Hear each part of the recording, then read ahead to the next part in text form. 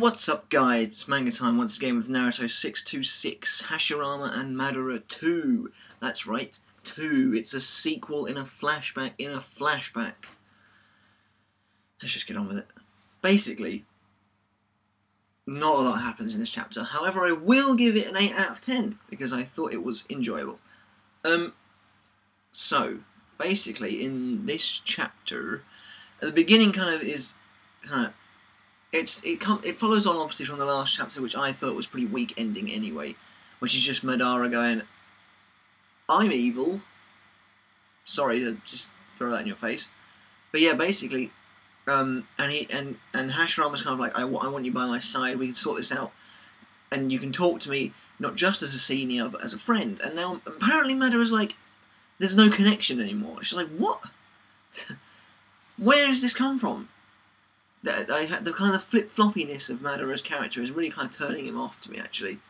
Whereas I do really like Hashirama. I think he's awesome.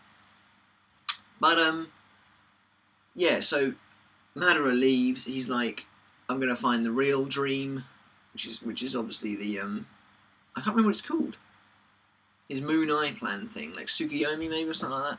But yeah, he's just like, I'm going to go find the real dream. And so Hashirama, and the leaf is very successful. The idea is realised.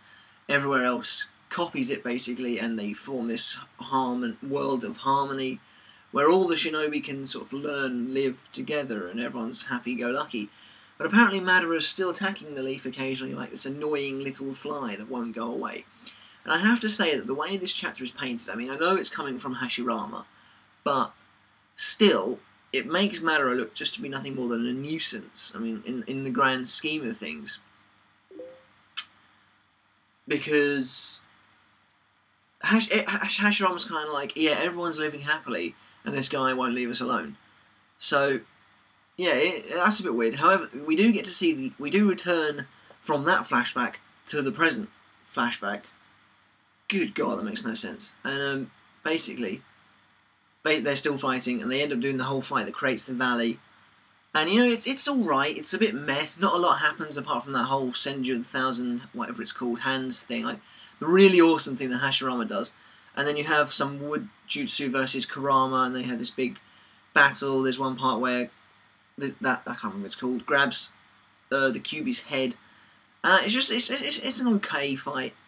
But the ending's not bad. But I did kind of feel it was kind of anticlimactic, and it felt a bit rushed, as a lot of this flashback has done, which I think is possibly Kishimoto's biggest flaw with this flashback. In that he spent so much time focusing on the kids, doing all this build-up, but then the payoff isn't so good because it's over like that. You do get like a little bit of recognition though, like for example, towards the end when Hashirama is thinking back when they were children, that's kind of nice. But yeah, basically what happens, Madara thinks he's won, but he attacked a wood bunshin and Hashirama stabs in the back. Yeah, that's it. Lol, wood. I win. Kind of anticlimactic. However, I heard this from a friend, I think. Maybe. Yes, I did. Sorry about that. That it might be foreshadowing potential Sasuke death, that he's going to lose because Naruto's going to use a wood bunshin and he's just going to be like, whoa, my god. Came out of nowhere. Yeah, maybe. It's all very anticlimactic, though, I think. I mean, like, Madara is just standing there one moment, and then another, he's just being stabbed from behind. So, yeah, that was unfortunate.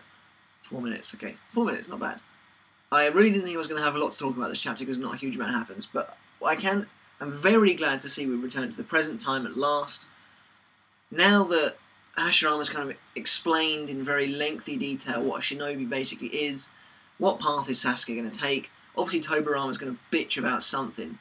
But I do see Sasuke turning good eventually. It's kind of got to happen. It's the logical route for the story to go. It's a shonen, for crying out loud.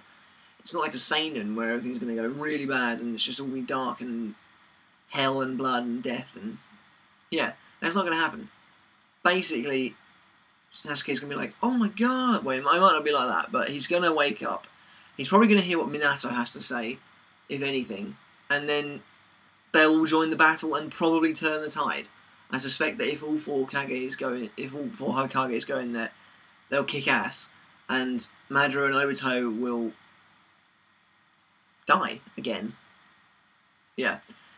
But anyway, that's kind of my review for Naruto 626. I thought the chapter was alright. 8 out of 10, like I said. The art was really nice, and we finally got back to the present timeline. It did move the plot forward. But at the end of the day, it wasn't good enough to cut the top ranks for a chapter, just because not much happened, and what did happen was very kind of like flip-floppity, especially where Madara is concerned. So that's it for my review, guys. Let me know in the comments below what you thought of the chapter.